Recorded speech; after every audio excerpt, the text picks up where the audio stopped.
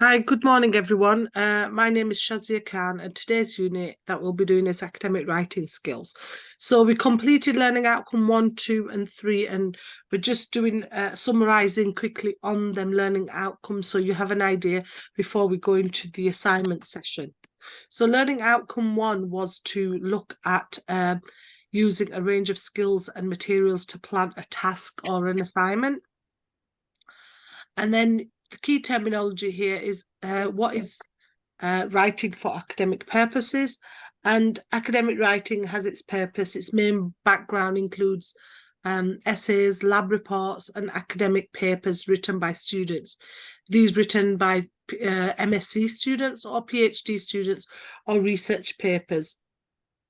And it is essentially the writing you have to do for your university courses or any sort of research papers, as I mentioned, any sort of assignments to try and identify and achieve them goals. Different types of academic writing include abstract, annotated bibliography, academic journal articles, book reports, conference papers, dissertation, essays, and assignments. Three purposes of writing academically is to persuade people, to analyze what you are identifying, to synthesize and inform. 1.1. Interpret the meaning and implications of the specific question. In this section, you will gain a better understanding of academic writing, the ability to communicate ideas to an audience. Why is it so important to get your ideas across to an audience?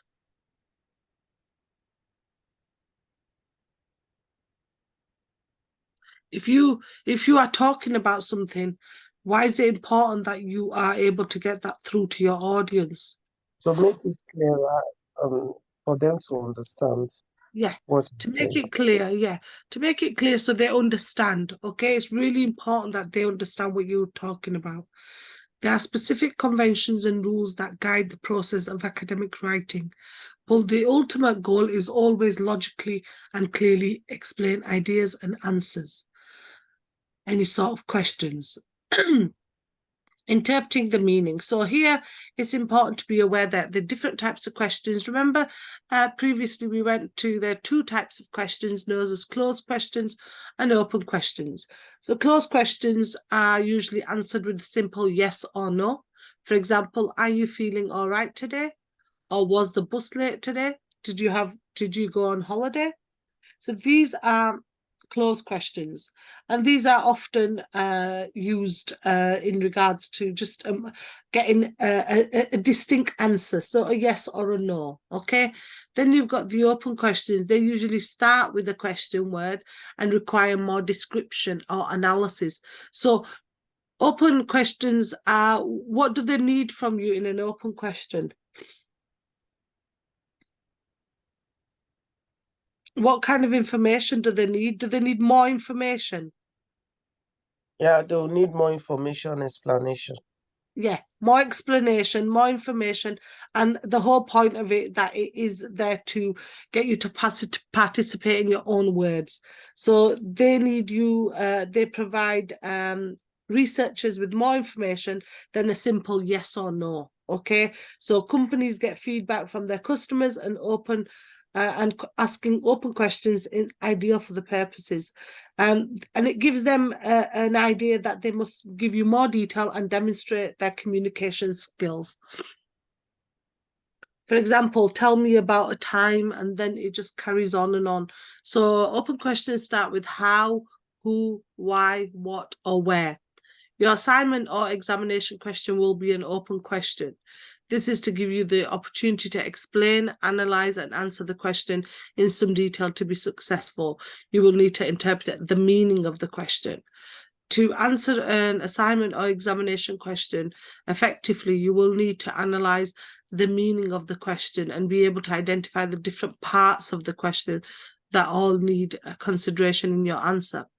Here we will help you to decide what you must put in a piece of academic writing to adequately answer a specific question. The best way to explain this is with an example. So this is an example, okay? It doesn't mean you use this for your assignment. It's just an example. Question, describe the possible implications a diagnosis of hypertension would have a patient attending the GP surgery. You ask yourself, what instructions have I given? You ask yourself, what am I being asked to do in this question? You ask yourself, what judgments am I being asked to make? Here is the question again with the important parts. Okay, describe the possible implications of a diagnosis of hypertension. So the important bits are describe and implications a diagnosis of hypertension would have on a patient attending their GP surgery. So what instructions have I taken? So you describe here the question wants you to identify the possibilities. So, you have to break the question up. It's no point just, saying this is what I need to do. This is what I need to do. You need to break the question up. It's so important you break that question up so you're able to identify what you need to answer. Number 2, what am I asked to do in the question? So you're here asked about hypertension. So you're being asked to consider hypertension. You are also given information here about the situation the patients find themselves in. The information is given to them in the GP surgery. They may not have any idea that they have had a high blood pressure. And then number 3, what are the judgments? What judgments am I being asked to make? So firstly, possible implications. So here you are asked to think carefully about what diagnosis may mean for the patient. Is it going to be a positive or negative experience? Will it have implications for the patients? So this is an example for you to look at, okay? And it helps you come up with an academic piece of work. 1.2, you identify appropriate terms and concepts relevant to an understanding of the specific question. So identifying key concepts. When you are presented with a question to answer, it is vital that you are able to pick out the important elements of the question and then form a structured response to that question. Why do you think it's so important you pick out the important elements? Why do you think it's so important to pick out the important elements of a question? Because it said describe. That's what you're expected to do, to bring out. So does it make it easy for you to answer the question? Yeah. Yes, it will make it easy for you to answer the question. There are many clues that can be taken from the wording of the question that will allow you to have a better understanding exactly what is expected to be covered in your answer. Questions will contain a command word. Now, command words tells you how you need to answer the question. An assignment, for example, describe, suggest, explain, analyze. And, it helps. Command words, are really good. And it tells you how to answer a specific question to complete the task. So you need to refer to command words in regards to that. Then examples here. So these are some examples, okay, of command words, okay? So explain the difference between prokaryotic and eukaryotic cells. Here you ask not to just identify the difference between prokaryotic and eukaryotic cells in biology, but you are asked to give reasons as to why they are different. Do you understand that question? Explain.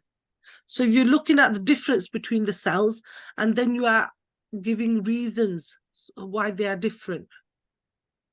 Does everyone understand that? Yeah. Yeah. Yes. Number 2, sorry? Yes. Number two, you're asked to describe the difference between prokaryotic and eukaryotic cells. Here you would answer giving the key characteristics of the cells. So here you are only asked to look at the difference, not the reasons. Do you understand that, yeah? No. Yeah, I understand that one. Yeah, so it says describe just the difference. On the top one, it was explain the difference. In this one, it's just asking you the difference between the both. There is no expectation of a set of reasons for those differences to be included in the answer. Then you've got number 3, analyze the above graph, set of data, photograph, and explain why you think this phenomenon has happened. So here you're looking at the pictures, graphs, data, and you are coming up with ideas from that. So explain the difference between procratic and eurocratic cells. Please include examples to support your answer. So this is for this number 1. Can you see number 1? Explain the difference. Yeah. This answers that. So it gives you an example of how this should have been answered. So this statement means that you must include evidence in your answer, for example, to back it up and support your description of these 2 types of cells. Using examples in the context of academic writing allows the writer to show that they have read around the subject area. It also shows that they are able to make connections between the theory of the subject they have been asked to write about and the application of that theory in the real world. The primary distinction between the eurocratic cells have been and it's just examples for you. So use diagrams as well. What is the difference? This is the next question. So look, they've put it in a table format. So what's the difference between procratic and eurocratic? And they've identified the difference. Some people prefer it like that. Some people prefer it writing. Okay, but this makes it clear that there's a difference in the table format. Do you understand that? Yes. Does people understand that? This makes it clear. It's clear. Yes. Yeah. Yes. So it tells you what the difference is between eurocratic and procratic cells. And now this table below provides a list of common words and command words and their meanings. So it's really important you use this, okay, and keep this for future reference, doing other assignments. When it tells you to analyze something, that means you need to identify the main characteristics and explain how they relate together. When it tells you to assess something, it tells you to present different viewpoints and develop an informed judgment. When it tells you to compare and contrast, you look at the similarities and differences. When it says critically examine, you investigate closely and include strengths and limitations. When it tells you to define, you provide a clear and precise meaning of the word or the words they want you to define. When it tells you to describe, you provide the main characteristics, feature with accuracy. And then when it tells you to discuss, you present an in-depth account including different viewpoints. And when finally it tells you to evaluate, you make a judgment based on evidence, including strengths and limitations. Harvard referencing. Now, going back to Harvard referencing, throughout your time at UK Varsity, if you are doing assignments, you are using the Harvard referencing system, okay? The Harvard referencing system is an important system that identifies, any sort of sources that you have used. And you need to source your books, journals, anything, because if you don't, it will come up as plagiarized. So the Harvard referencing system is an author date method, okay?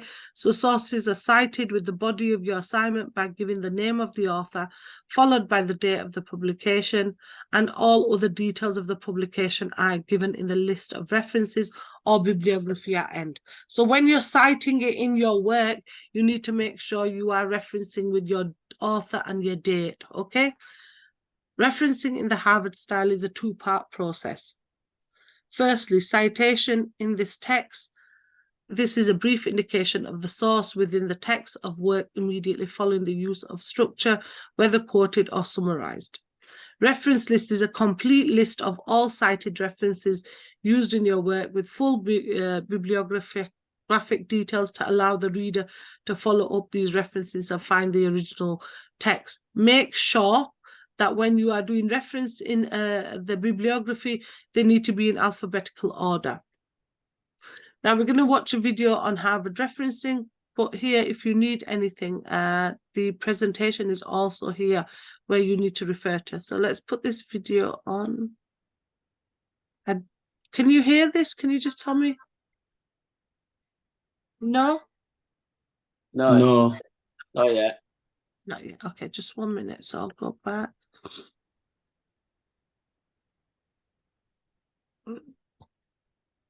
I have to stop sharing this, and then I have to share that with the voice. So this is a video, and you will have access to this because we did it in Learning Outcome, but I'll put it on for you again, okay? You hear it now? Yeah. Yes. Studying is not a straight path. It's more like a winding maze to finish university. To see you through, you'll need to study other people's ideas, words, and websites, so you can form your own ideas. If you don't credit your source or present the ideas or words from another as your own, either intentionally or unintentionally, you may be guilty of plagiarism. Referencing helps you avoid plagiarism and is the only path to take to help you exit the maze and truly succeed in your studies. In this video, we'll show you how to properly reference using the Harvard referencing method. This will include the difference between a direct quote and paraphrasing, how to complete an in-text citation for a quote or paraphrase, and how to write your end-of-text reference list. Referencing is a standardized set of rules that you'll use to give credit to your sources. All units, except education and psychology, use the Harvard referencing method. Let's take a look at how to reference using this method. When referencing, begin with in-text citations. These citations allow your readers to link your key points to where your information was sourced. All sources cited, with the exception of personal communication and references to classical works, need to include an alphabetical reference list, with the full bibliographical details of all sources at the end of your document. If you use the exact words from a source, you're using a direct quote. Only 10% of your overall word count can be in direct quotes, which is why it's so important to learn how to paraphrase. Paraphrasing expresses the same meaning of the quote, but in your own words. Regardless of whether you're using a direct quote or paraphrasing, you must use an in-text citation. Let's take a look at how to do that. When referencing a direct quote, enclose the quote with double quotation marks. When using the Harvard referencing method, the in-text citation should be written immediately after the quote, before the end punctuation mark. You cite a quote using the Harvard referencing method this way. Take note of the punctuation, as this is important. When referencing a paraphrase, you can either begin your sentence with the in-text citation or end with it. Regardless of how you use your in-text citation, you still need to follow the same rules as set out by the Harvard referencing method. For a book reference, you must include the following information: the author or editor, year of publication, book title, its edition, volume number, place of publication, and publisher. There's lots of help available to see you through the study maze.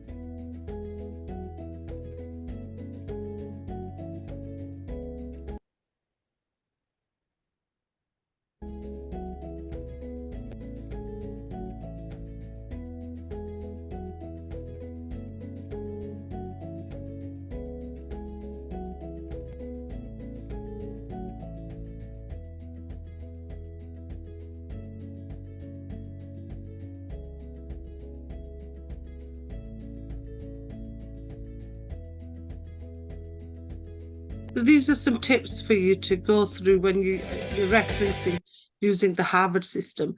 And when we go on to our slides, which I'll show you, you're able to get reference to these slides on here. So the presentations are here for you. So you can actually get reference. I think you'd have to submit it through your email or through Moodle, okay? So you could get reference to that. Also, I will share Neil's a generator with you that you can get access to. Now, these generators, the Harvard referencing generators, are quite good to use if you want to try and put everything in the toolbox. So you could actually use this one, which is quite a popular one that some of my students use. It's called the Neil's Toolbox. Can you see that? So you will, can you see that, everyone? Yeah. Yeah. So you will just click onto that one there, Neil's Toolbox. and it generates it for you. In this, okay, if you are looking at referencing a book, you will press that. If you are looking at referencing an ebook, you will put that. If you are thinking of referencing a film, an email, a website, you will use all these. So I'll just show you how to do a book. Is that okay? Yeah. So Yes. reference a book. So click on that. It asks you the book name. So academic. This is just an example. Writing skills. The author is John Medlock. Okay. The publisher is Peacock. Then the year of place of publication, you look in the book for the place of publication in the front, and it may say London. It may say Cambridgeshire. The year of publication, 2022. It may be that the book is a different edition. It may be 8th edition or 7th edition. And the pages, it'll be 23. When then you press the word generate reference, that will, can you see that's generated it for you? Can you see that? Yes. So what you do is you copy this and put it in your reference list in your bibliography. Copy and then put it in your Word document in your assignment. Can you see that? It says here is your reference. Copy and paste into your bibliography section. Okay? Yes. So this is really good to, if you use anything, it could be books, journals, chapters, website, emails, magazines, anything you need to reference, you will use this, okay? There's also, can you see this one? It says, cite this for me.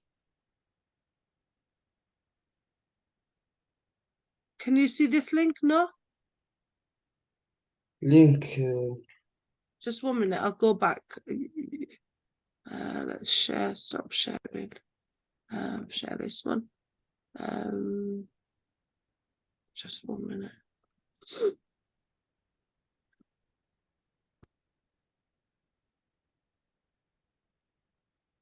Right, can you see this one? This is another generator. Yes? It's called Cite This For Me. Website. Something like that. Sorry? It's Can you fine. all It's see fine. this one? Yeah? This is called Cite This For Me. It's a free generator. So here you could put in your book, your email, your journal. You can put everything here and search for it there. Okay? If you prefer, just put in Harvard referencing generators in Google and lots will come up. Okay?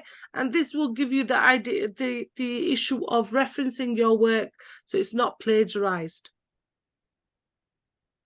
Okay? So if you go into Google, has anyone got any questions about referencing or anything?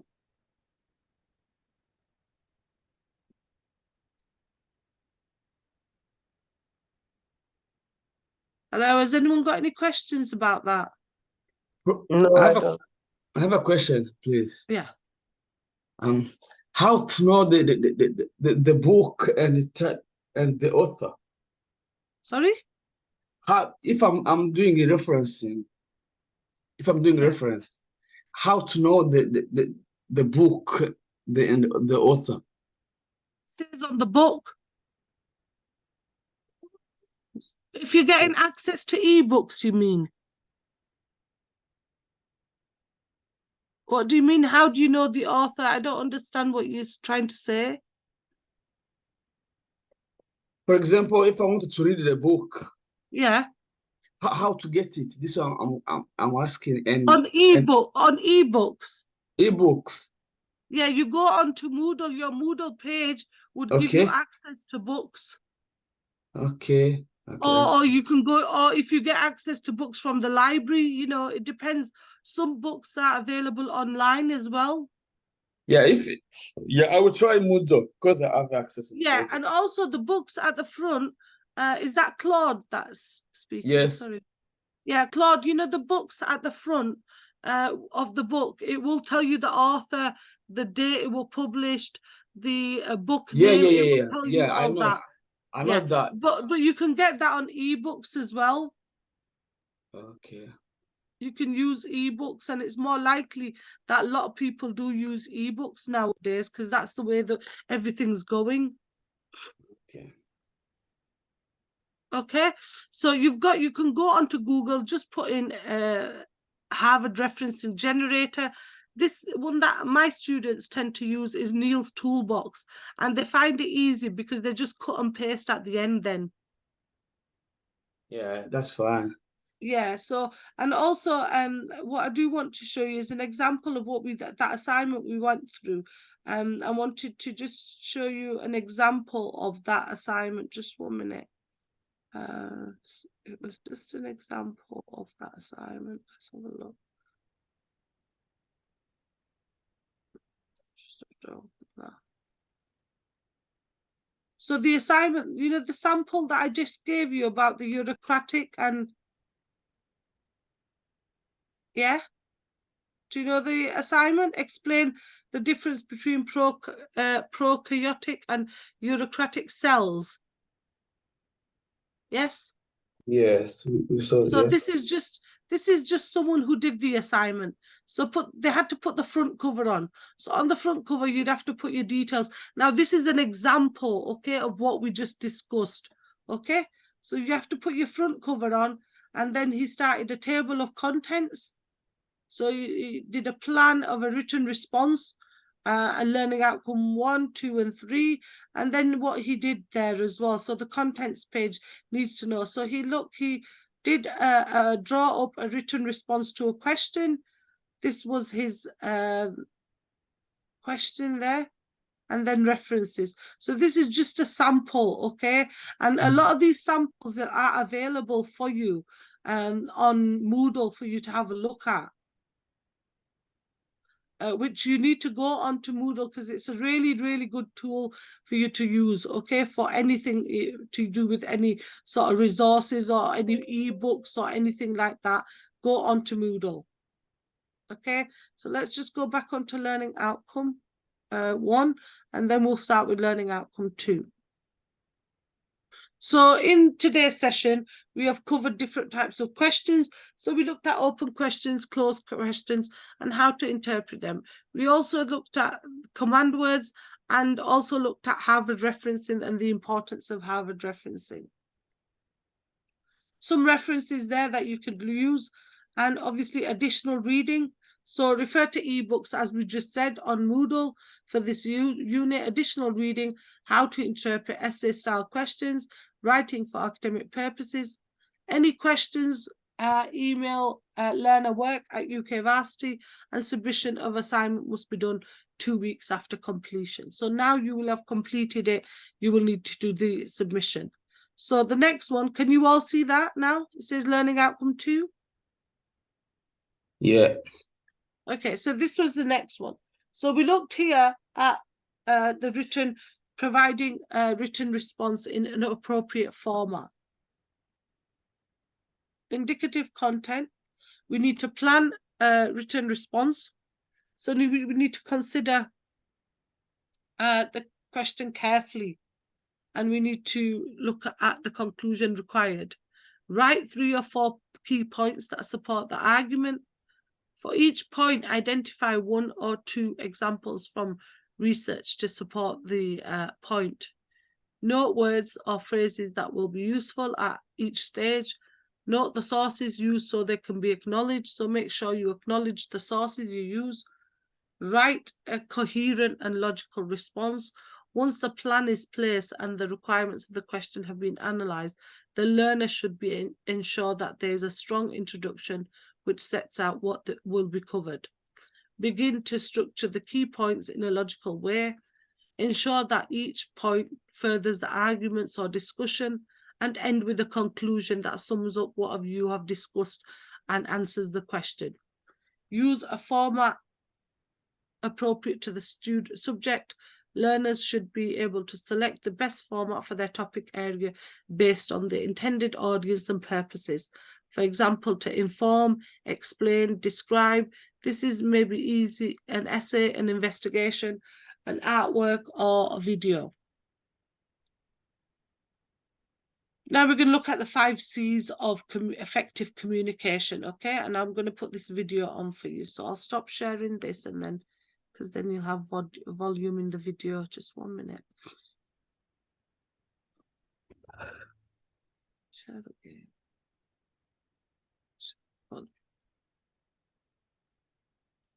Can you all see this? It says the 5 C's of effective communication. I'll put this video on for you. Why is it not going on?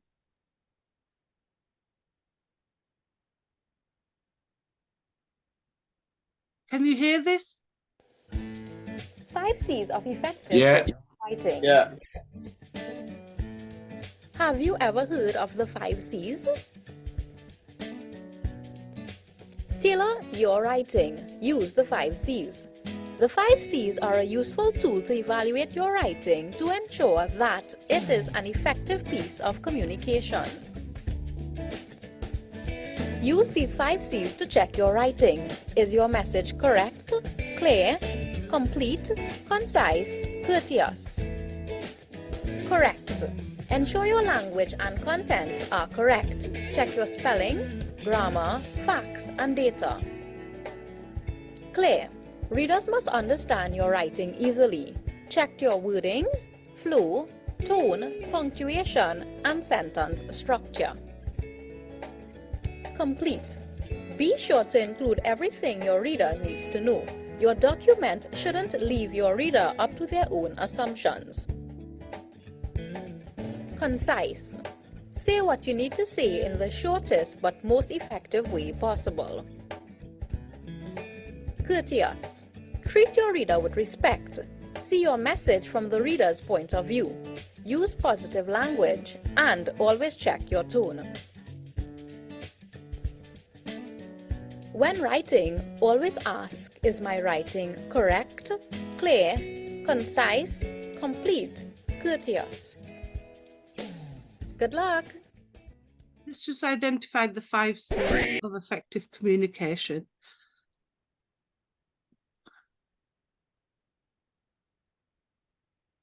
So the 7 C's of communication: clear, concise, concrete, correct, coherent, complete, and courteous. So to have it clear, you need to make sure that everything is clear and avoid any sort of complex words and phrases. To keep it concise, it needs to be clear, to the point, avoid filler words and sentences. Concrete is to be specific and not vague. And correct is try to avoid typos or any use of the level of language. Coherent, does your message make sense? Complete, does your message contain everything? And courteous, being polite, ensure message is tactful. 2.1. Devise a detailed plan for written response to your specific question. When you have been given a question to answer, often the most difficult task is working out how to get started. However, this is precisely the time at which you are best placed to create a plan for your answer. We have already gone over how to interpret the instructions for answering a question and the meaning of a question. We now need to turn that into a plan. During the planning stage, you need to keep a number of key concepts in mind, and these are the conventions of academic writing, the 5 C's: cohesion, clarity, consistency, conciseness, completeness. The answer should follow a logical pattern and provide a logical argument. Why do you think it's so important to follow in logical form?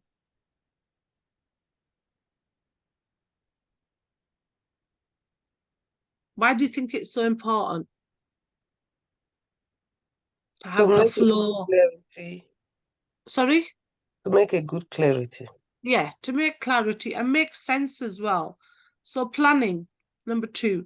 Most academic answers will require the following components: an introduction, the main body, and a conclusion. Subjects differ in the way the essays are developed and arguments are constructed. However, the information below is likely to be useful to everyone. So the introduction, here you specifically address the question, explain the argument you are presenting, and how you're going to interpret the question. The main body, here you will describe, define, develop your argument or set ideas. This section is made up of several paragraphs and you will need to plan the theme of each paragraph carefully and make sure you present your answer in a logical order. And then finally, the conclusion. Here you will summarize the main points and explain how the arguments and evidence answer the question. Spidergrams. So these are some people use this. They put the question in the middle and they plan around the question, and that helps them group the information together. Everyone has a different style of doing stuff, and there's an example there. So your ideas, and then you branch off to sub ideas. Okay, so this is the way some people learn. 2.2, use the plan to write a coherent and logical response to the specific question. So this question here, the example was, describe the possible implications of a diagnosis of hypertension would have a patient attending a GP surgery. The question is in the middle. Then you've got the introduction, which key terms to define. The main body, you evaluate the implication, what effects you need to discuss, and then the conclusion and the reference list. So this is a really nice way to learn. So put your question in the middle, put introduction, what you're going to put in the introduction, what you're going to put in the main body, what you're going to put in the conclusion, and then references. 2.3, present the response in an appropriate format. Bearing these conventions in mind, we can now create a plan for our work. We will use the example from section 1, which was describe the possible implications of diagnosis of hypertension would have on a patient attending their GP surgery. You'd have an introduction. Here we would set the scene. So you would explain the term hypertension. You would explain the incidence of hypertension in the UK. This is all in the introduction. You would explain how many people are treated for hypertension in the UK by the GPs, and you will explain what the treatment for hypertension can entail and explain the long-term implications of non-treatment. Then you go to the main body, and this is the core of it. This is the main thing. Here you will go over the possible impact this diagnosis could have on a patient. Positive versus negative. So positive allows the patient to have a diagnosis and have the reassurance of being treated. A positive allows the GP to explain the implications for the patient and allay any inaccurate assumptions. Negative, the depression and the diagnosis of a chronic disease and the effects of individual versus effect on the patient's wider family circle and the impact on family, changes in life, need to take regular lifelong medication and exercise. So here we looked at summarizing the preceding paragraphs and give our own opinions about this. This is the conclusion. This would be a positive or negative experience, and even give suggestions about how the experience could be improved with examples. Reference list is the last but least thing to do. It's very important that the work of others is not directly copied and passed off as your own work. This is called plagiarism and is not acceptable. So use Harvard referencing.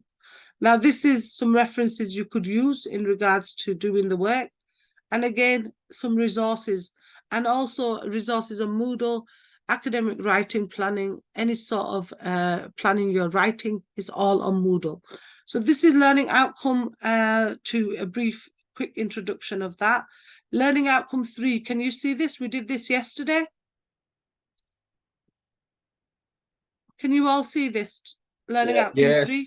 So I'm just going to quickly go through this and give you a brief idea so we kind of know. So learning outcome 3 was to use language, style and conventions appropriate to academic writing. Indicative content, we looked at the language and style and conventions, to use standard English and adapt to the style and register to the audience. We looked at the key terminology, what a pronoun is and where it could be found. So talking in the first person, talking in the third person, and the importance of that. Why is it so important? Then we had a video on what academic writing is, which is on there, so you can watch that in your own time. And then 3.1, write accurately following accepted written language. So, you know, the ability to explain a concept or argument to an audience is a skill that can be learned. and your audience should be the person who you set the question to, a group of strangers or a group of peers. For example, we went through the hypertension example. If you said hypertension can lead to congestive cardiac failure and myocardial infarction to the doctors, that would be understood. However, the use of jargon makes it very difficult for anyone else to understand it. So to any normal person, you wouldn't say hypertension can lead to congestive cardiac failure.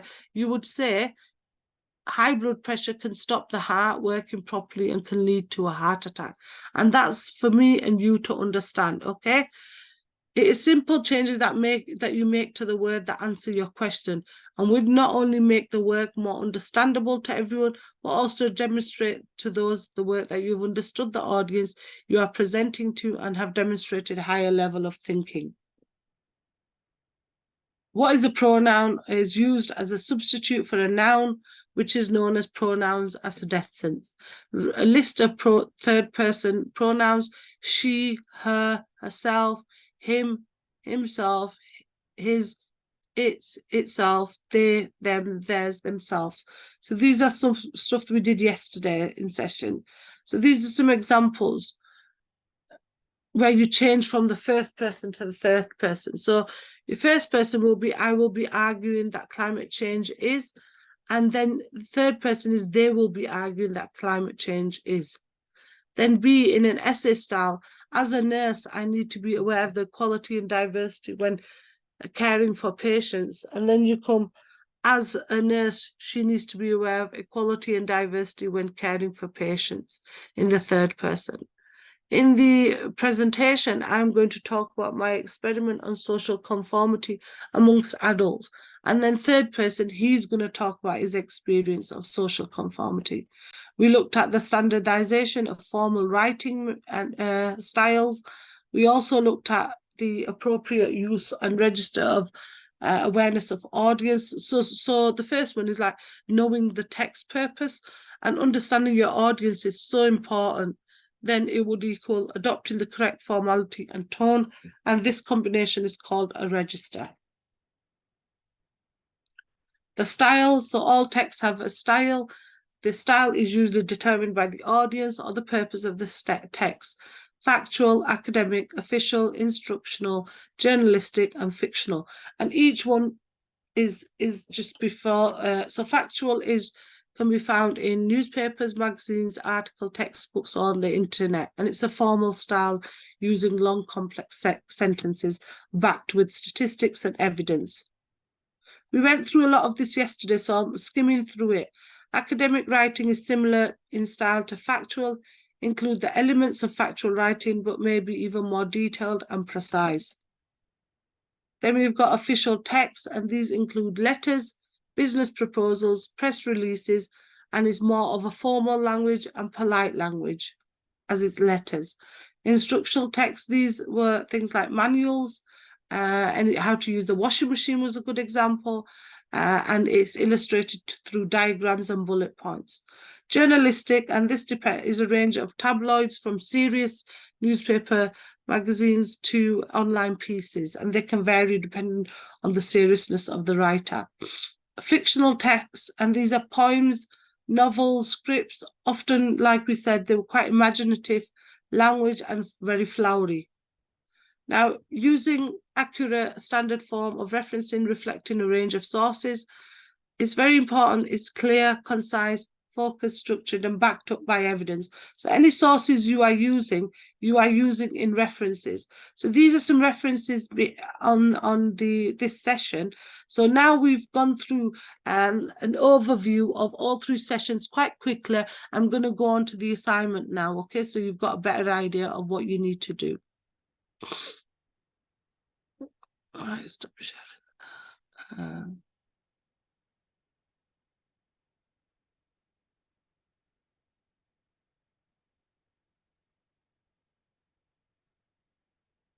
It's not that long, so don't worry about that. So we'll go through that.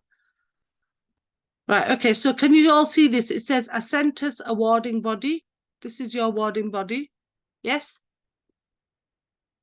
Can you see this, everyone? Yeah. Yes. Okay. Sorry? Yes. Yes, okay. So you need to complete this when you're handing in your assignment, okay? So your student name, the center, your tutor's name, and then indicative word. Part A is 250 to 500 words, and Part B is 750 to 1,000 words. So the assignment title is Part A is to draw up a written response to a question. So you will pick out a question and draw up a written response to it. I gave you that example about hypertension and procratic and eurocratic one. So you can look at similar areas and things like that. Part B, you provide a logical response, and this essay must be written specifically for this unit. It tells you the assignment unit, it tells you the number of credits, and it tells you the date submitted, and then you as the student will sign and complete that. Okay? So the assignment brief is the next bit. Can you all see that? Yes? Can you see this? Yes? Yes, yes. Yeah, Yes. okay. So assignment brief, Part A and Part B must be for the same question. So if you pick a question, you need to be doing the same. So for example, the hypertension one, it needs to be done for Part A and Part B. Okay? You can't do two questions, two areas, different areas. So the first one, Part A, draw up a plan for a written response to question. Okay, 250 to 500 words, learning outcome 1, learning outcome 2, and learning outcome 3. So you need to interpret the meaning and implication of the question. So you need to unpack the question. Like we said, break the question up. That's learning outcome 1.2. You need to identify some appropriate terms and concepts relevant to an understanding of the question. Learning outcome 1.1. You need to explain the impact of the target audience on the selection and use of information, learning outcome 3.1, and you need to draw up a plan for a written response to your question, learning outcome 2.1. Okay, so you need to decide what question you want to do yourself. Has anyone got any ideas?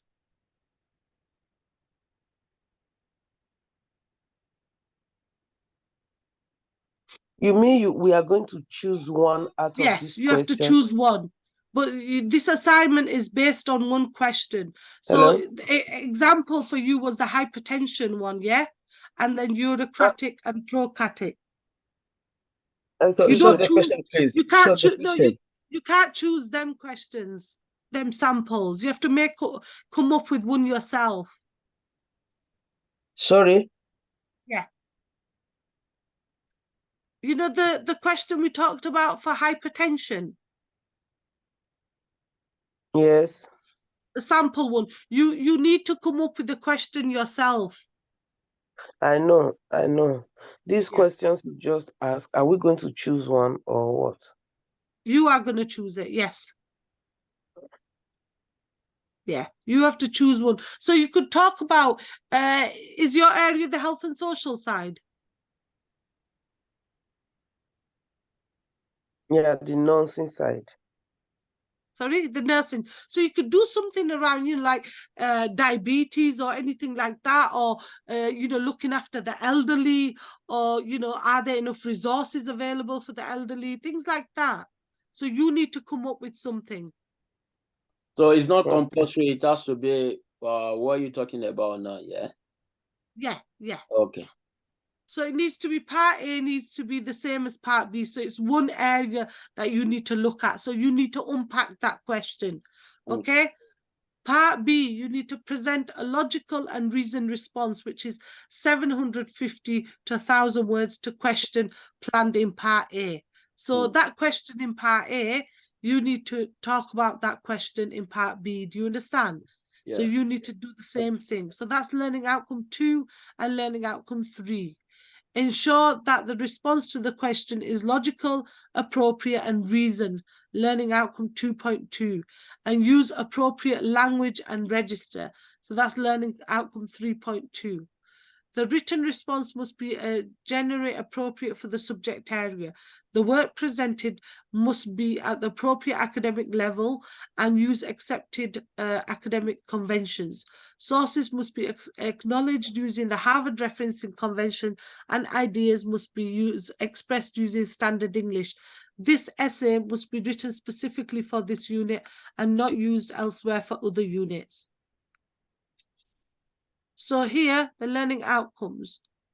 The student must be able to achieve these. So the first one is to analyze a specific question in the context of a particular subject. So you need to do 1.1, interpret the meaning and implications of the specific question. And these are headings. You need to put these headings every time you do this. Do you understand? Yes. If you're looking at learning outcome 1, you need to say, I'm looking at learning outcome 1 by putting the heading. Okay?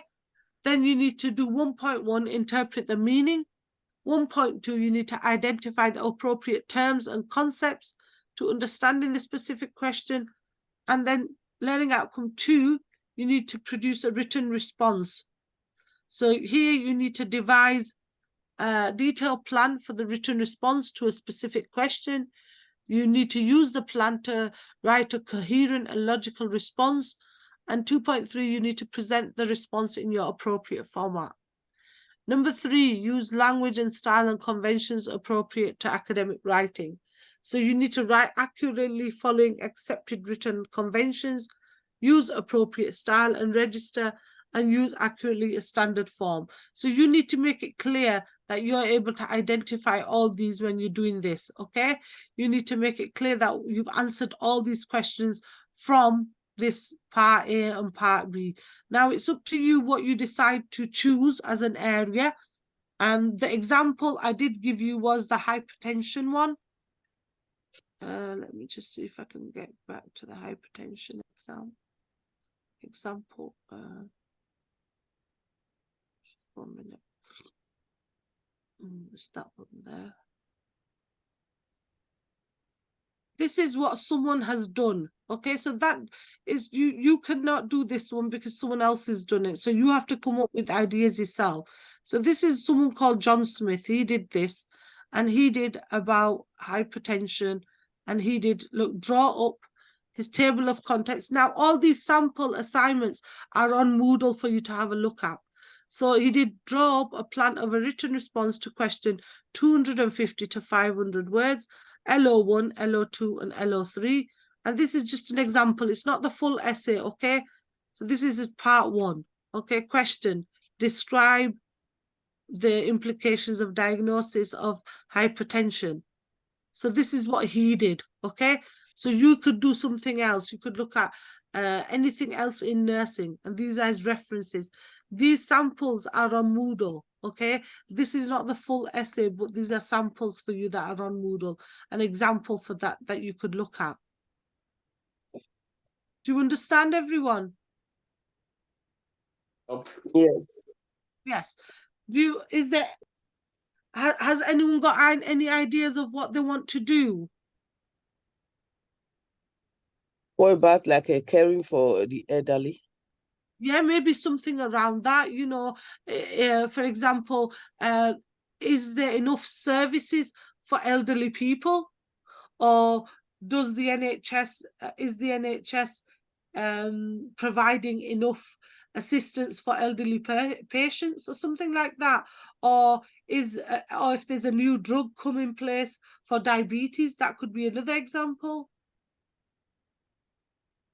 So just come up with some ideas, and then you need to, you know, do your assignment around them ideas. A question, please. Yes, what was that? Yeah, it's Claude. Oh, okay, let me just get that. Hi, Claude. Yeah, that's a question. So I didn't get how to do this assessment, but my question is, I can do like I can talk like diabetic people. Yeah, you need to come up with a question that you would answer. And then you need to do these part A and part B around that question. Like we looked at the hypertension one, you need to work around that. Do you understand? So you need to come up with something yourself. That I have Okay, to get question. I have to get question myself. Yeah, you have to produce a question yourself. Okay. So you could do something on diabetes, or you could do something on high blood pressure, or you could do something on, you know, like working with children or anything like that, or a new drug being introduced for a new, you know, illness, things like that. So you could do something around that. Okay. I Or get it. depression, or, you know, anything around your subject area. And then you will do part A and part B on that question. Do you understand? Yeah, yeah. Now I understand Yes. now. But Yeah. then you have to unpack that question, like I showed you the hypertension one. They unpack that question. So you need to describe, analyze, look at the difference maybe, you know, so you need to come up with something. Okay. So, I mean, look at areas in nursing that you could look at, you know, there's lots of areas you could look at. Okay. And then you need to do part A and part B with that question, the same question. Okay. Okay, so you're literally doing a plan at the start, and then you are presenting that question as an essay, and that's 700 to 1,000 words. So if you say, describe the impact on diabetes on elderly people, yeah, then you need to answer that question in part B. Okay. So firstly, you need to unpack the question and plan it. And then secondly, you need to be able to write the question out and talk about what you want to talk about. And that Okay. needs to be 1,000 words. So if you're talking about the impact on diabetes on elderly patients, or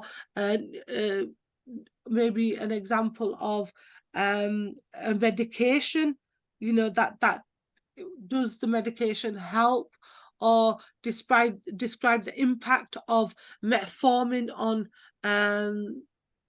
on diabetes patients. Is there need for using that drug, or should another drug be introduced? So anything like that. It doesn't have to be about diabetes. It can be about any area. Okay. That means plan part A should be the plan for our work. Yes, excellent. Yes. The What B we it should talked. be we need to describe. Yes. So part B is you answering that question in a logical and appropriate manner. Okay. So you are designing a question for yourself. And, you know, it shows you the difference between part A and part B, but you will use the same question for part A and part B. Yeah. Okay, so have a look, read around some questions, you know, have a look, read around. You can go online. There's the NHS website or health website that you can go onto and get some ideas. Yes.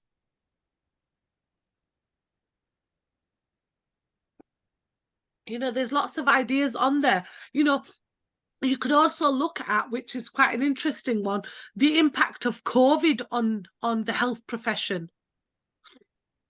You know, and look at the impact of COVID on elderly patients, or the impact of COVID on young patients.